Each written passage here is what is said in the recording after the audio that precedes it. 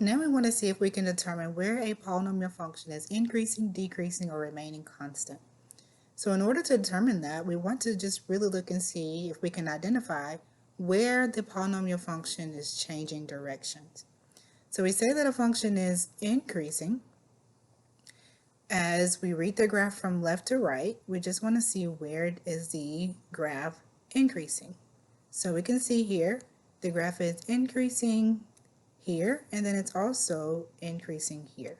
So we can say that since we have this arrow going down here, it's starting from negative infinity and continuing to increase until we get to negative 2.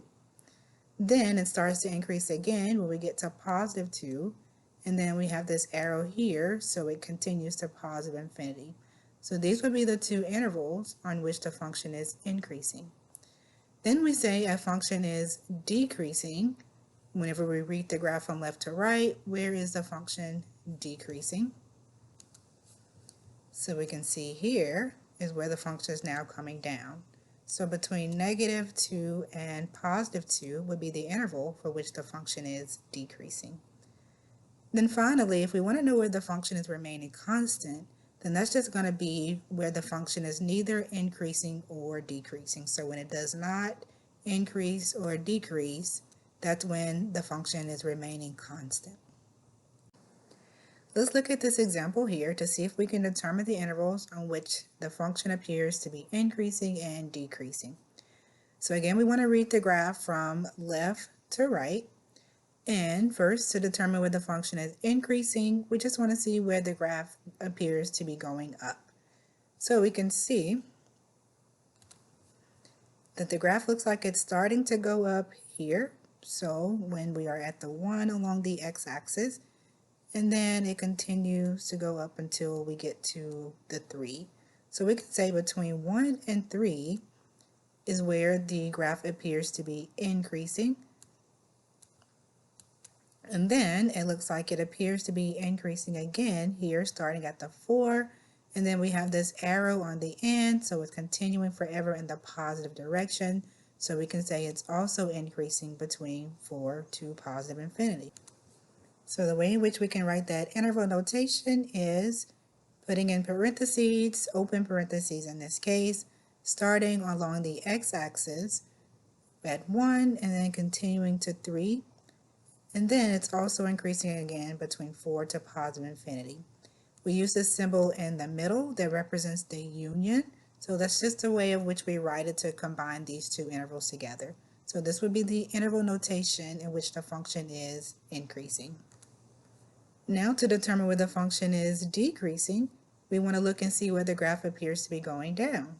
So we have this arrow here on the end over here on the left side. So it's starting from negative infinity according to this x-axis. And then it continues to go down forever until we get to the 1. And then it looks like it goes down again between 3 and 4. So therefore the interval notation here will be from negative infinity to 1. And then again from 3 to 4. Now, the last topic that we want to discuss here is relative extrema.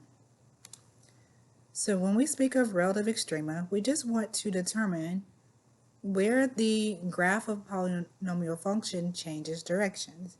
And we call those points relative extrema, or we can refer to them as a local extrema.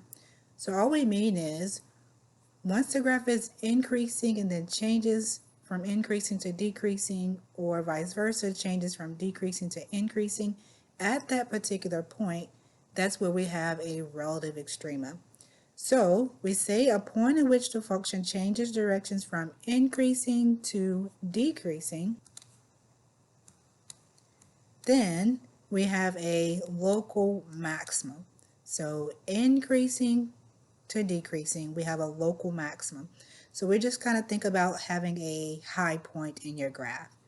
Then we say if that point is an absolute highest point on the graph, then we call that the absolute maximum. However, if a function changes from decreasing to increasing, so going down and then it changes at a particular point and begins to increase again, we say that point is considered to be the local minimum. So think of a low point on your graph. And then we say if that point is the absolute lowest point on the graph, then we say that is an absolute minimum. So in particular, if we look at the graph we have here, we can see that at this point, negative 216 is where the graph is changing from increasing to decreasing. So at that point, we would say we have a local maximum. We have a high point at 16. So that's going to correspond to the y value. And that occurs when x is negative 2. So that's how we can describe that in words. Then here we can see that we have a low point at the point 2, negative 16, and it changes, the graph changes from decreasing to increasing, so we have a local minimum there. And the way we read that is we say the local minimum is negative 16, so that corresponds to the y value, and we say that that occurs, that low point, that low minimum y value occurs when x is 2. So let's look at this example here. We have a graph of some polynomial function. We want to see if we can identify the local maxima and minimum of this graph. So first, to determine the local max, we want to see if we can identify or locate the highest point in the graph. So here we can see we have a high point here, and that local max occurs according to that y value here at positive 2, and that occurs when x is positive 1. So therefore we can write it as the local maximum is equal to 2, which occurs at x is equal to 1. Now to determine the local minimum, we want to look and see if we can identify or locate the lowest point on the graph. In this case, we can see that that corresponding y value is happening when y is negative 2, and that occurs when x is negative 1. So we can write that as the local minimum is equal to negative 2, which occurs at x is equal to negative 1. Now let's look at this example to see if we can determine the absolute max and minimum for this graph. So again, for the absolute max, we just want to find where we have the absolute highest points in the graph. So in this case, you can see we have 2 points that are going to represent the absolute max. And it's okay to have more than one absolute max. So in this case, we can see that the corresponding y value is going to be 16. So the absolute max occurs when y is equal to 16, and that's happening at two values of x. It's happening when x is negative 2, and then it's also happening when x is positive 2. So therefore, we write that as the maximum absolute max is equal to 16, and that occurs at when x is negative 2 and positive 2. Now, to determine the absolute minimum, we just want to see if we can find the absolute lowest point on the graph. And we can see that happens here at this point.